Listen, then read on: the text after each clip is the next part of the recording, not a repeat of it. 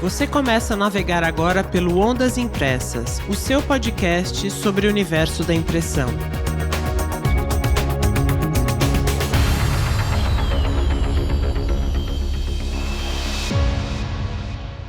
Olé, olé, militantes da impressão, eu sou Tânia Galuzzi e comigo, para mais este mergulho no universo da impressão, Hamilton Costa. Olá, Tânia. Olá, pessoal. Olha, antes de começar, eu quero mandar aqui a nossa solidariedade a todo o pessoal do Rio Grande do Sul pela tragédia que está abatendo o estado.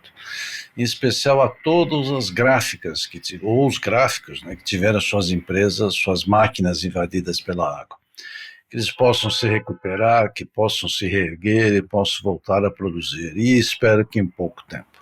No que pudermos ajudar desde aqui, estamos à disposição, não é isso, Tânia? Eu faço minhas palavras do Hamilton, a gente tem divulgado nas redes do Ondas algumas campanhas que estão acontecendo para arrecadação de fundos para o pessoal do Rio Grande do Sul, inclusive campanhas específicas para a recuperação das gráficas.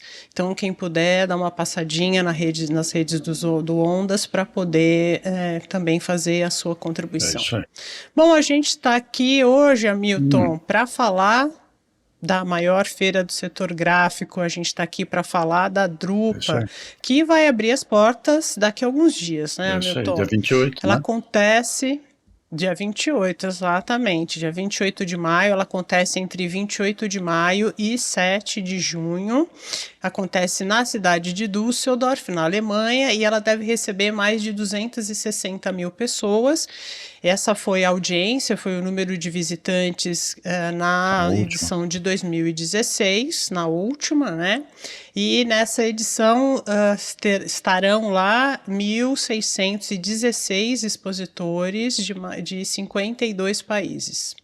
Aliás, a periodicidade da Drupa é um dos atrativos da feira, porque é uma feira quadrienal. E essa edição ela tem um gostinho especial, porque a edição de 2020 não aconteceu em função da pandemia.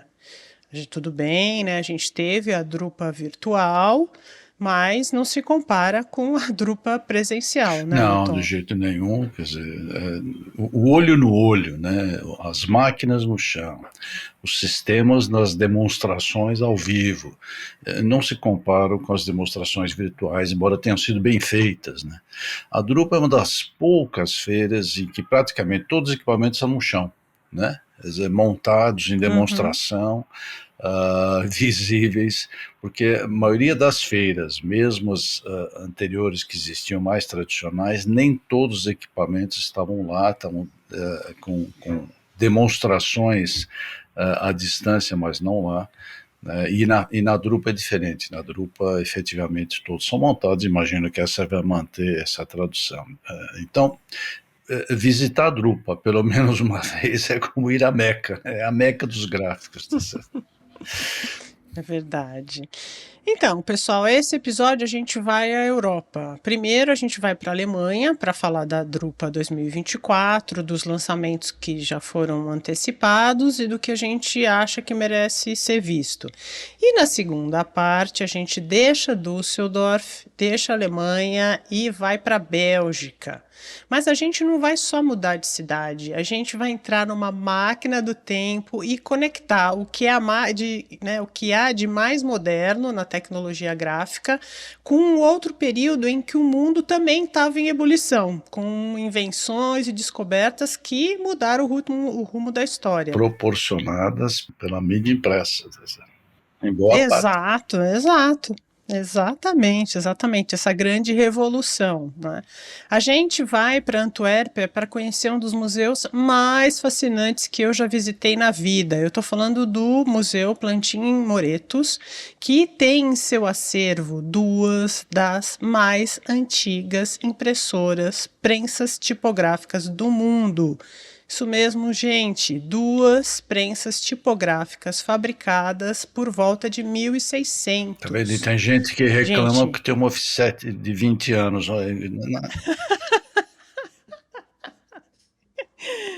Então, pessoal, foi uma visita ótima. E o melhor é que eu gravei essa visita toda. Então, para quem está ouvindo esse episódio nos tocadores de podcast, eu recomendo muito que depois de ouvir o podcast, vá até o canal do Ondas no YouTube para dar uma olhada, porque você vai poder conhecer esse museu fantástico e ver essa visita. Vale muito fazer essa viagem conectando 2024 com o Renascimento, né? Para conhecer aquela que foi uma das mais importantes gráficas do mundo no período em que ela É operou. incrível isso, né? Bom, vamos Incrível. Você vai começar. contar essa história, Incrível, mas é né? uma história incrível. Não percam, assistam esse episódio até o fim. Exatamente.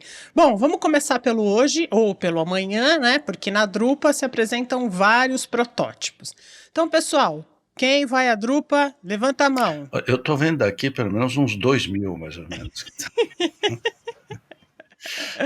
Que período que você vai, Eu Hamilton? vou na primeira semana, como eu sempre faço. Isso já é um hábito antigo, especialmente depois que eu não fui mais como impressor ou dono de gráfica, mas fui como consultor, analista, etc.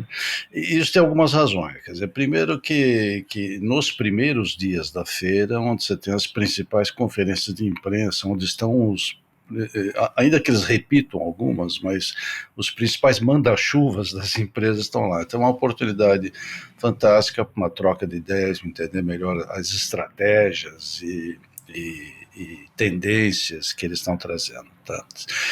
Segundo, porque as pessoas nos stands estão com o gás todo, estão começando a feira, e em feiras longas como essa, agora é de 11 dias, quando era de 15 dias, olha, eu já tive a oportunidade de ir em Drupa no fim da feira, o pessoal já não aguentava mais ver os clientes, né? É claro que é uma brincadeira, mas efetivamente quem tem que passar o tempo todo lá cansa e muito, tá certo? Quer dizer, então você pega o pessoal no começo ainda extremamente animado.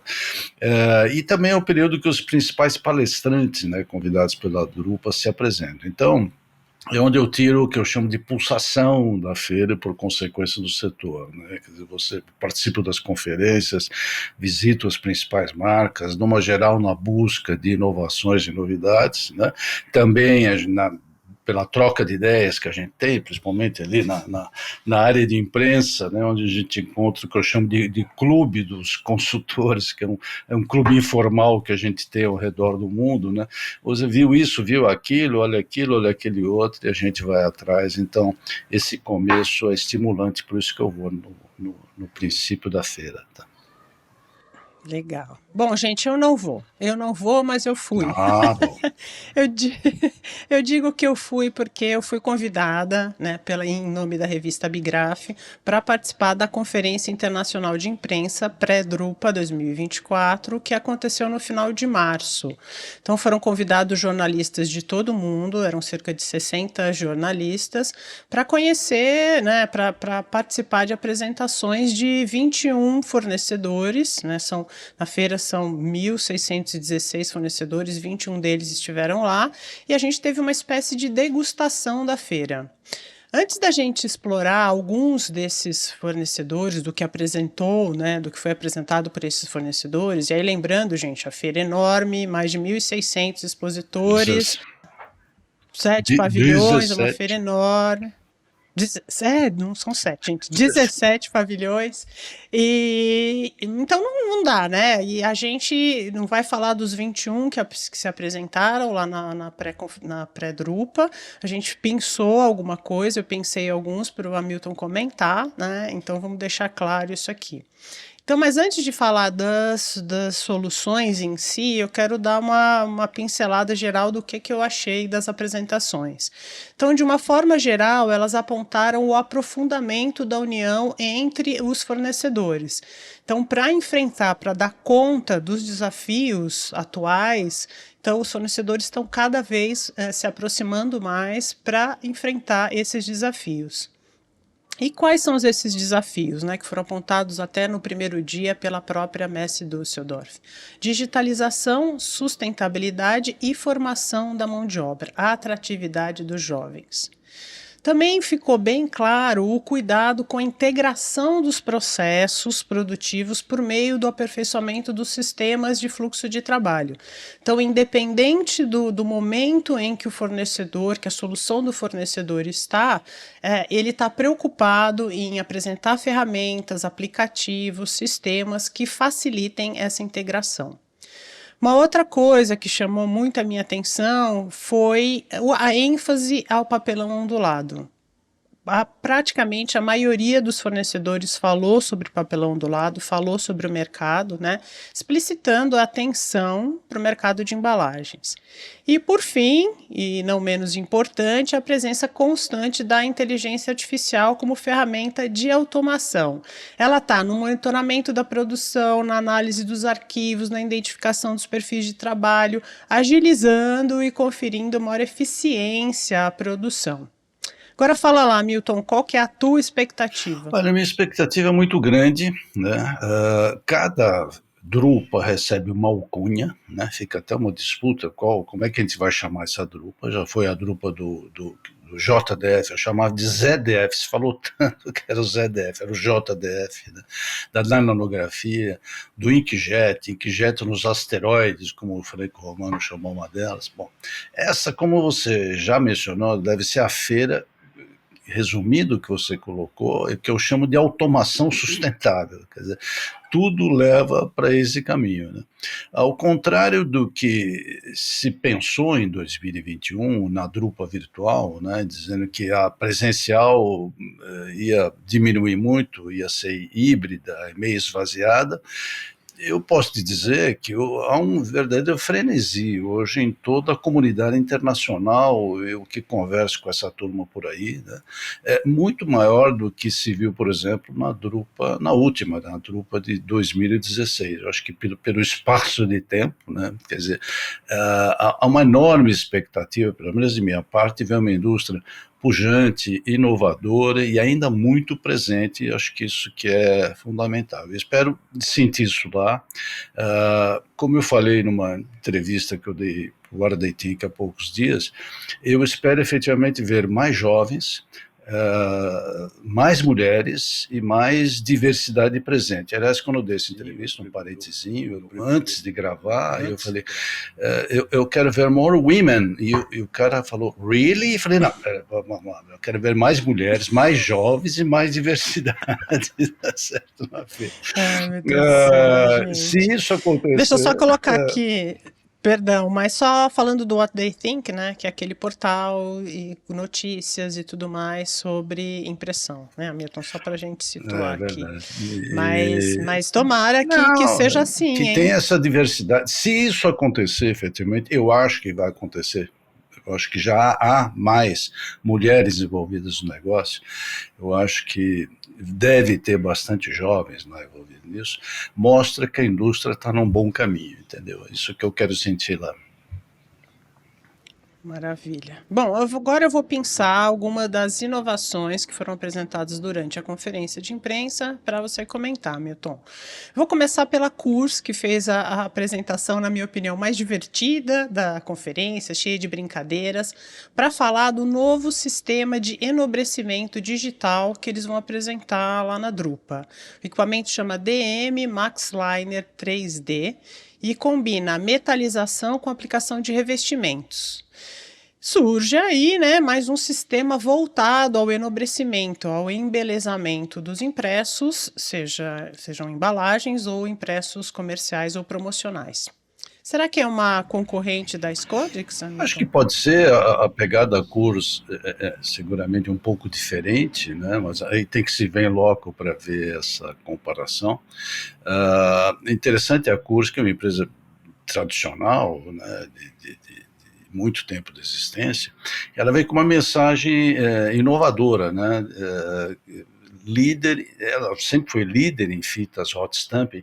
Aliás, o pessoal de marketing capricha, sabe como é que eles colocaram? Para essa feira você deve ter visto lá.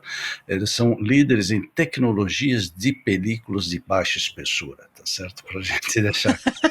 Então, e lançaram slogans, né? Repense o que é possível, mas pense fora da caixa. criatividade e tecnologia se apaixonando. Então eles estão com uma mensagem bastante interessante. Eles vão apresentar soluções de cold stamping, de hot stamping, de acabamento digital, impressão digital, como você disse, que aí já aproxima um pouco mais das Codex, tudo sempre respaldado, como todos, em sustentabilidade. Uhum.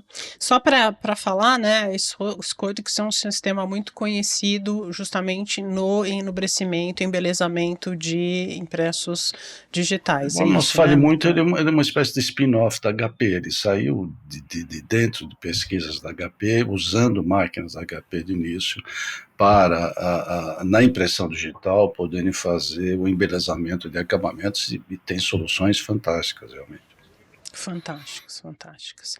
Bom, eu também fiquei com muita vontade de ver a nova impressora da Canon. Eles anunciaram a entrada da Canon no segmento de papelão ondulado, com o desenvolvimento de sua primeira impressora digital focada em embalagens. Com alimentação à folha, o equipamento promete combinar a qualidade do offset com uma largura maior de impressão. É uma máquina de respeito, não é? Não, máquina de respeito, a entrada deles, como outros, né, em papelão do lado, como você falou no começo, é uma área que vem crescendo muito pelas oportunidades que tem, especialmente usando a impressão digital, né? É uma parceria deles com a Koenig Bauer, né?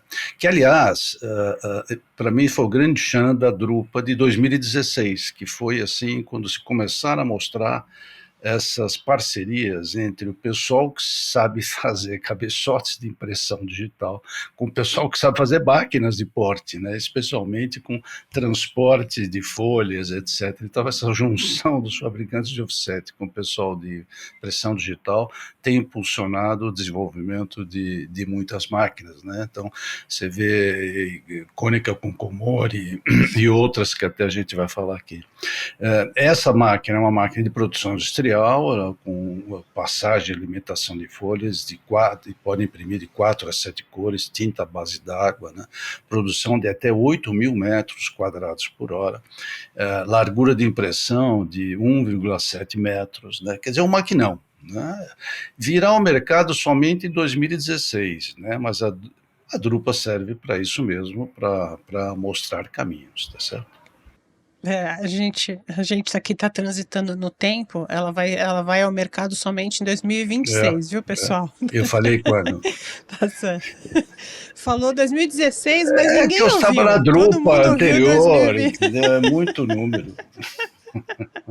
Tá certo. Bom, falando em Koenig Bauer, eu estou muito curiosa para ter mais detalhes de uma outra nova impressora desenvolvida pela Koenig, dessa vez em parceria com a Durst.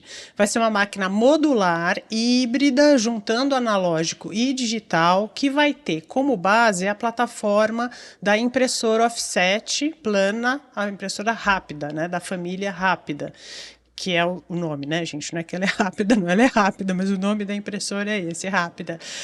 E ela vai combinar uma unidade de. Ela vai combinar, então, o offset, né, com uma unidade de impressão inkjet, uma impressão digital inkjet, com cabeçotes Fuji Samba. Essa é outra das parcerias, como eu falei antes, né? Quer dizer, o que o pessoal está buscando? Maior velocidade, flexibilização de processos, né? Resultando na viabilidade de produção variável de impressões, né, com alto range de volumes, quer dizer, desde pequeníssimas tiragens até tiragens de milhares. Né.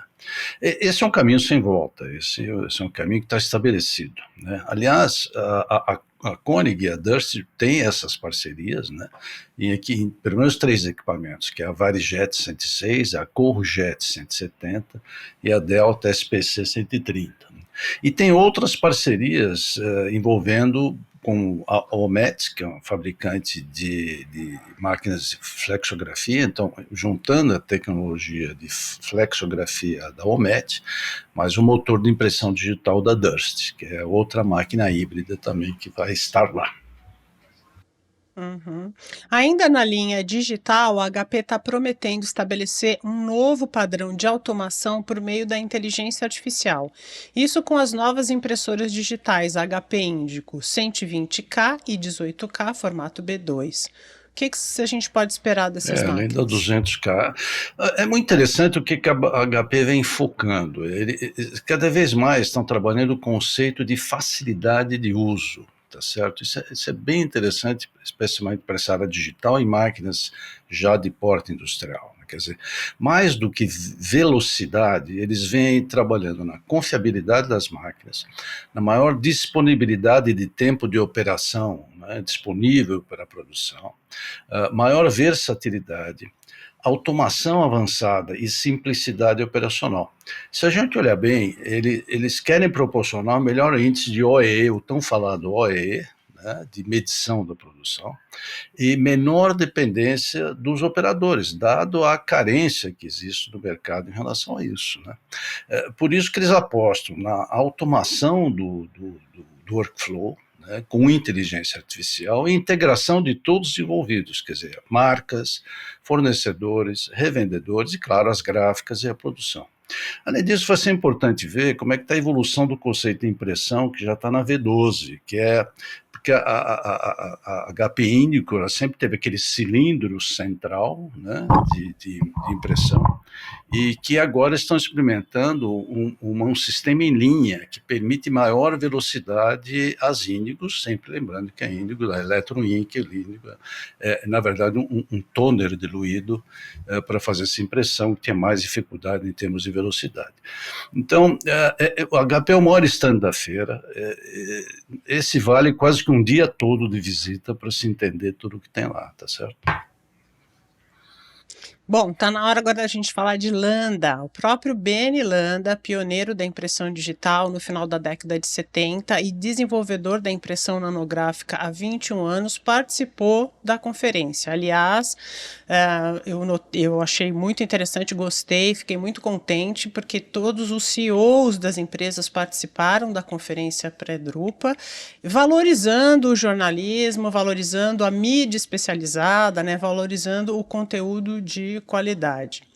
Bom, ele teve lá para anunciar, além de falar, explicar mais uma vez a tecnologia nanográfica, ele teve lá para falar dos 2 lançamentos que eles vão fazer na feira, que vão ser as 2 novas impressoras digitais da empresa, né, que chama Landa Digital Printing.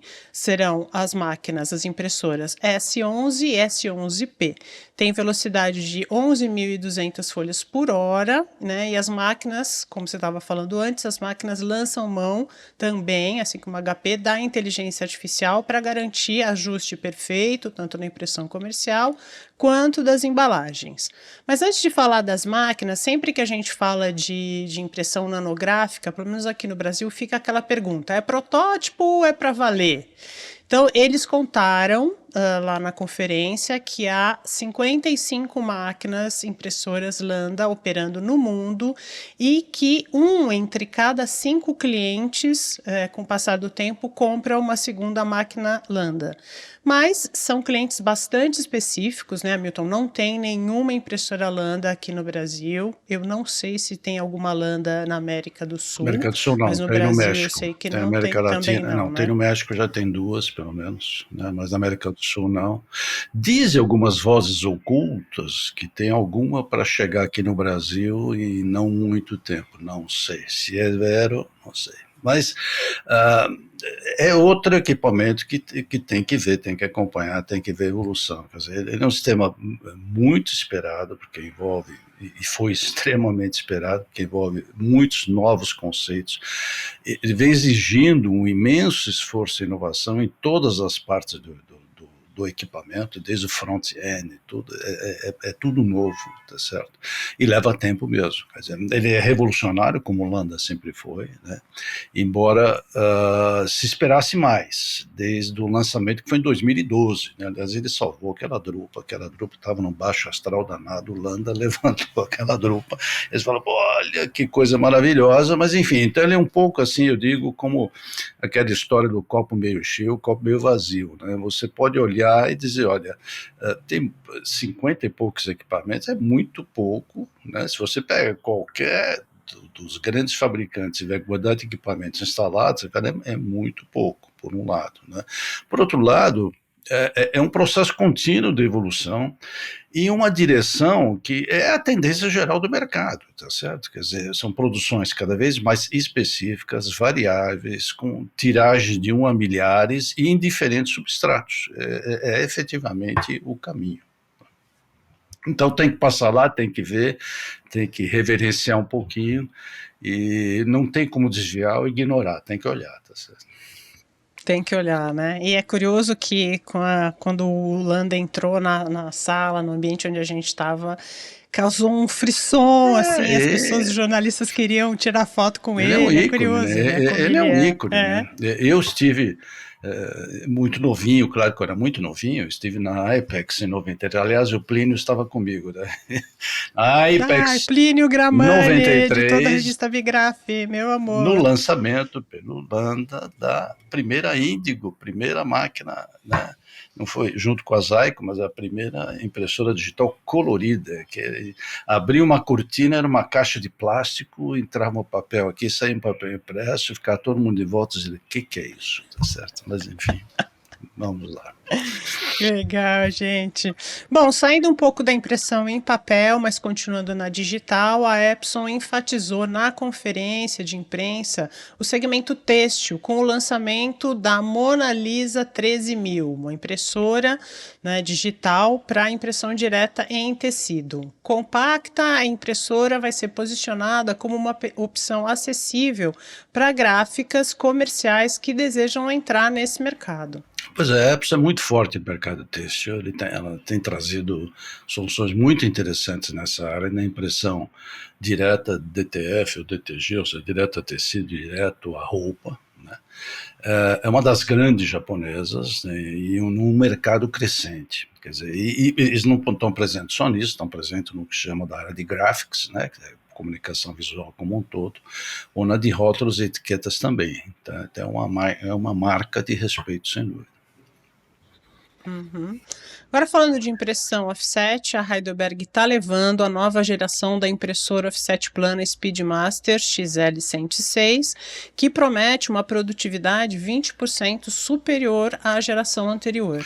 Pois é, a Heidelberg vem lutando bravamente, né, no seu posicionamento dentro dessas exigências que a gente tem falado no mercado atual e futuro, quer dizer, maior produtividade, por consequência, redução de custos de produção, automação com o uso da inteligência artificial, inclusive pela menor quantidade de pessoas na planta, que é um problema mundial, acho que é a terceira vez que a gente fala nisso, e dos aspectos da sustentabilidade, né, assim como os principais fabricantes. Né.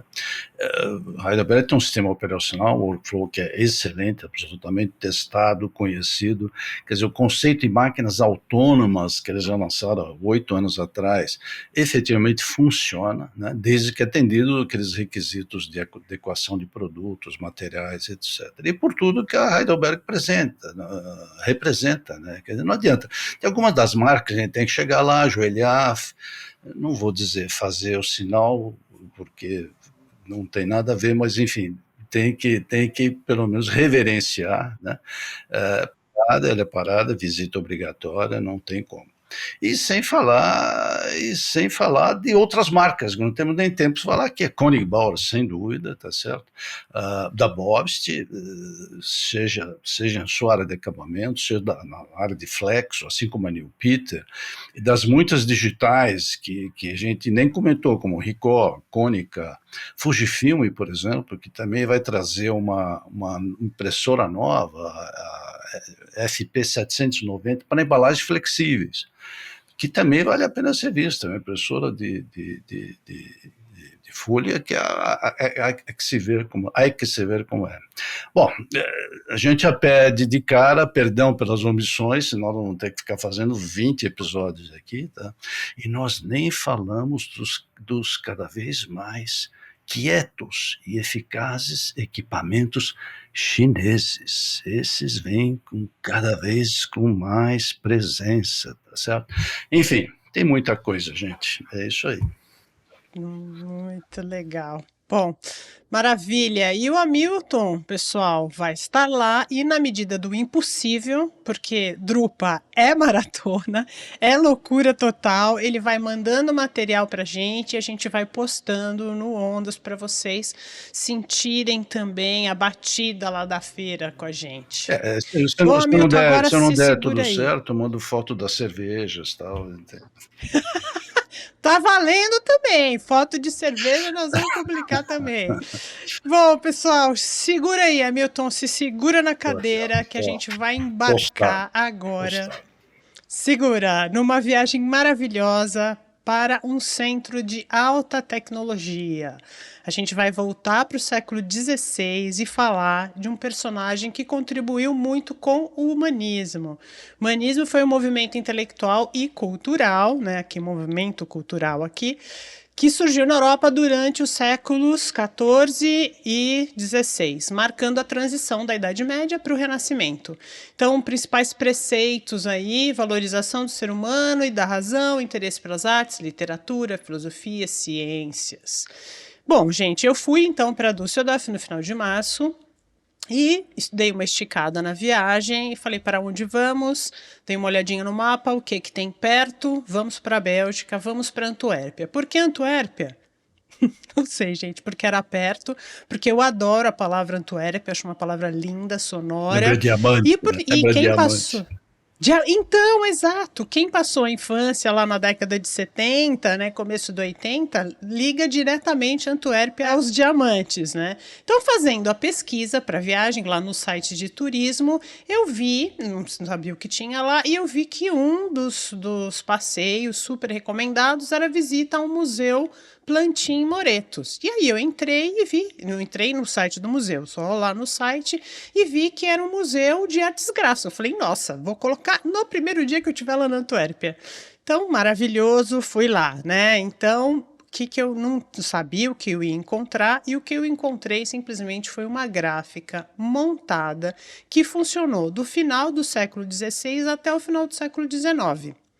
Contextualizando um pouco, gente, falando um pouco de história, para que você embarque nessa viagem com a gente aqui. 300 A anos. Antuérpia, nessa época, 300 anos, você vê? A Antuérpia, nessa época, ela era um ponto comercial e cultural dos mais importantes na Europa. E aqui a gente chega no fundador desta gráfica que eu estou falando, gráfica que virou museu, que é a Oficina Plantiniana. A gente chega ao Christopher Plantin. Christopher Plantin ou Plantin, né? Porque ele era francês, e então Plantin em francês, Plantin em holandês. Eu vou falar Plantin porque eu acho Plantin muito afetado, então eu vou seguir aqui no Plantin, tá? Então ele nasceu em 1520, ele era encadernador, ele estudou encadernação na França, e em 1548, ele se mudou com a esposa e o filho para Antuérpia.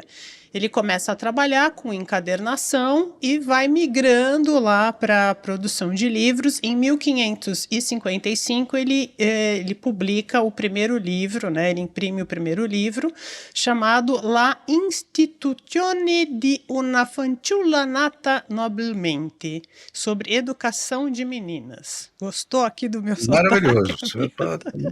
Parece o Plantin falando isso. Boa. Bom, aí em 1576 a oficina se muda para o endereço onde existe o museu hoje. Pessoal, o prédio é lindo, é patrimônio da Unesco, muito bem preservado, algumas vezes restaurado, lógico, vocês podem imaginar, né, nessa distância aí de 400 anos, guerras, conflitos, né, toda a sorte de eventos aconteceram, então ele foi restaurado, mas está lindo. E o Christopher Plantin era uma pessoa que certamente eu adoraria entrevistar. Era um cara que valorizava a educação, valorizava as pessoas, valorizava o papel do livro na disseminação das ideias que estavam florescendo naquela época. Então ele tinha vários amigos intelectuais, artistas, e aí ele seduzia os amigos, ele convencia os amigos a produzir os livros, os títulos deles lá na oficina plantiniana. Então, a gráfica ela desempenhou um papel crucial na disseminação das ideias e conhecimento, né, da época, refletindo aquele espírito inovador e intelectual da época. E o Plantin, ele era conhecido também por sua busca pela excelência na produção dos livros, tanto em termos de conteúdo quanto de estética. Ele investiu em tipologia de alta qualidade, em ilustrações elaboradas e encadernações sofisticadas, características que eram valorizadas ou que foram valorizadas durante o Renascimento, né? Período em que a impressão de livros se tornou uma arte refinada. A arte gráfica, as artes gráficas. Então, ele foi um ícone aí de todo esse movimento. A oficina plantiniana, ele era um centro intelectual e cultural, então, como eu falei, ele tinha vários amigos e as pessoas se reuniam lá, né, para discutir ideias, produzir obras e disseminar o conhecimento. O Christopher, ele foi o patriarca de 9 gerações de gráficos. Isso que eu ia perguntar, né? Porque 300 anos há que ter erros. Exato. Então, num dos períodos, para vocês terem uma ideia, gente, num dos períodos mais profícuos da gráfica, no final do século XVI, começo do XVII, a oficina plantiniana chegou a ter 16 prensas tipográficas e empregar 60 pessoas. Outras oficinas importantes da época, em Veneza ou na França, tinham um número muito menor de prensas. Gente, se a gente está falando do século XVI, 16 prensas, 60 pessoas, é muita gente. O slogan da oficina plantiniana, muito em sintonia, né, com a época, era Labore et constantia, trabalho duro e perseverança. E com esse espírito eles conseguiram manter a gráfica produtiva por mais de 300 anos. Agora, eu falei isso com um sotaque italiano, só que isso aqui não é italiano, isso é latim, né, gente? Vamos lá, Tânia. Me empolguei aqui no sotaque. Mas o italiano tem muito latim, então você... Bom, vamos agora entrar no museu. Pessoal, vamos entrar no museu, vamos visitar esse museu comigo. Bom, o prédio, como eu falei, é muito bonito. As salas são ricamente decoradas, inclusive com obras de pintores famosos. Eles eram, né? A família Plantin Moretos era amiga de vários, inclusive do alemão Rubens, e tem vários quadros do Rubens lá no museu.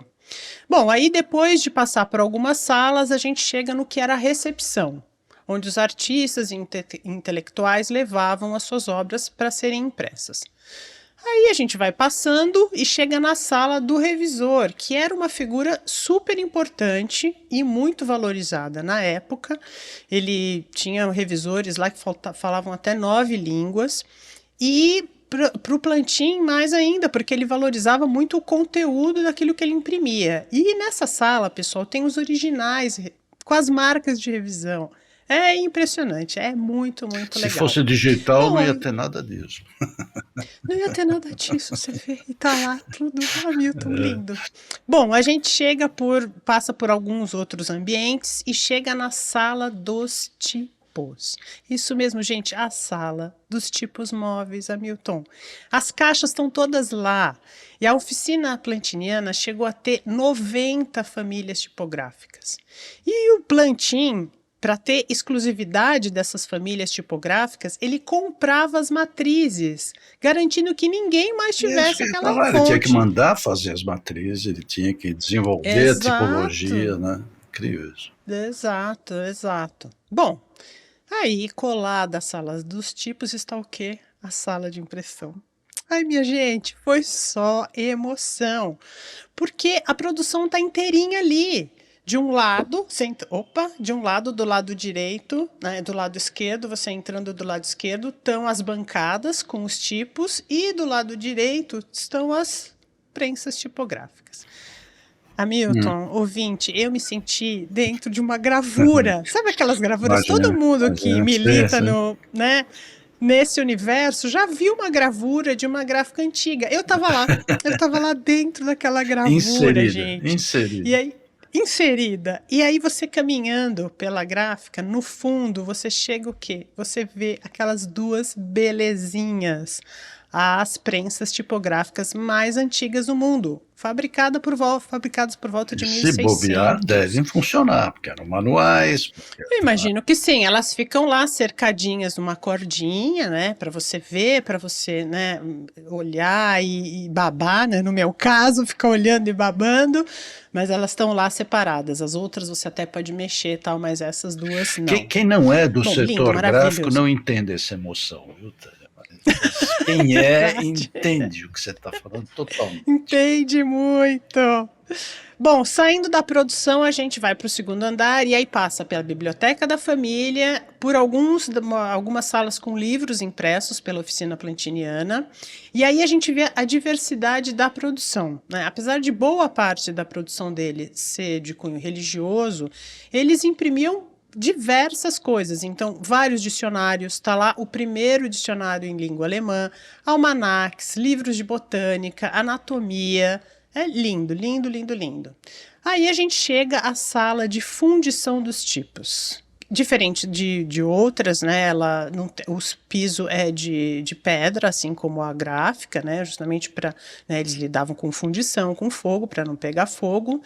E aí tem matrizes, gente, de fontes criadas em 1556, por exemplo, a família Garamond. É muito emocionante ver isso, coisas que a gente usa A gente hoje. clica no E computador a e acha que é gente uma coisinha a mais só, né? Tem que mudar para. Exato. Ali a gente vê as fontes materializadas, Hamilton, é muito legal. E a gente vê transições, então tem lá o pedido do Christopher Plantin para que o artesão diminuísse as ascendentes e descendentes de letras como o P e o B, porque ele queria que coubessem mais linhas na página. Então é Justificativa. incrível. E depois da produção, depois da sala de produção, foi a sala que eu mais gostei. Aí depois a gente passa por uma sala também que tem outros livros, e aí é muito legal a gente ver porque eles colocam o livro aberto numa página com uma ilustração e ao lado a chapa de cobre feita para imprimir aquela ilustração. Então é lindo. Então tem livro de anatomia, livro de botânica, é muito, muito bonito. E aí, num dos últimos cômodos, está a obra-prima da oficina plantiniana, que é a Bíblia Régia ou Bíblia Poliglota. São 8 volumes produzidos entre 1568 e 1572, então eles levaram 4 anos produzindo, Que né, essa estão lá, tiragem. são visíveis e tocáveis. Tá certo? Tocáveis não Sim, são, mas não, estão eles estão ali. lá só. São Estão lá, estão lá. físicos, eu quero dizer. Exato, estão lá para a gente ver, é muito bonito. E essa produção, ela foi patrocinada pelo rei Filipe II da Espanha. A obra traz o Velho Testamento e o Novo Testamento em hebraico, grego, por isso que ela é poliglota, né? Hebraico, grego, latim e caldeu, que eu fiz umas pesquisas aqui rapidamente e vi que era uma língua falada, eu não sei se ainda é falada, na região da Mesopotâmia, no Oriente Médio. Bom, como eu falei no início, a gráfica funcionou até 1867. Em 1876, o Eduard Moretus vendeu o prédio e o acervo para a cidade de Antuérpia, sendo que o museu foi aberto um ano depois. Bom, o prédio obviamente sofreu o peso dos anos, foi restaurado, teve de ser restaurado principalmente depois da Segunda Guerra, que Antuérpia, né, sofreu muito nessa época, e ele está lá, lindo, maravilhoso, para receber as pessoas que gostam de conhecer a origem das coisas. E por que eu trouxe isso para cá, gente? Primeiro, porque me impactou muito. Eu queria muito compartilhar isso com você, ouvinte, seguidor, porque foi um passeio muito, muito legal. Tem filme, A né? preservação, sim, vocês vão ver a preservação, o cuidado com as obras, o labor gráfico, né? O nascimento da arte gráfica. Então foi muito bonito. Depois, porque a cidade de Antuérpia, eu descobri, merece muito ser visitada. Além do museu, que já valeria só para ir lá e passar o dia no museu, tá ótimo. Mas além disso, tem muita coisa para ver. É uma cidade acolhedora, com uma gastronomia incrível e fica a 200 quilômetros de Düsseldorf. Então, se você, querido ouvinte, ou seguidor, vai a Drupa, vê se consegue dar uma esticadinha Pega uma aí na sua autobahn também até viagem. a fronteira, né? Vai 200 por hora na fronteira. Exato! E considera dar uma passadinha na Antuérpia. Gente, eu tenho certeza que você não vai se arrepender. Então eu recomendo mais uma vez, se você está ouvindo esse episódio nos tocadores de podcast, nos tocadores de áudio, dá uma passadinha depois lá no canal do Ondas no YouTube para assistir esse episódio e ver essa visita ao Museu Plantin Moretos. Aproveita! Você já visitou o Plantin Moretos? Conhecia a história dele, do Christopher, da família? Conhece outros museus aí pelo mundo de artes gráficas?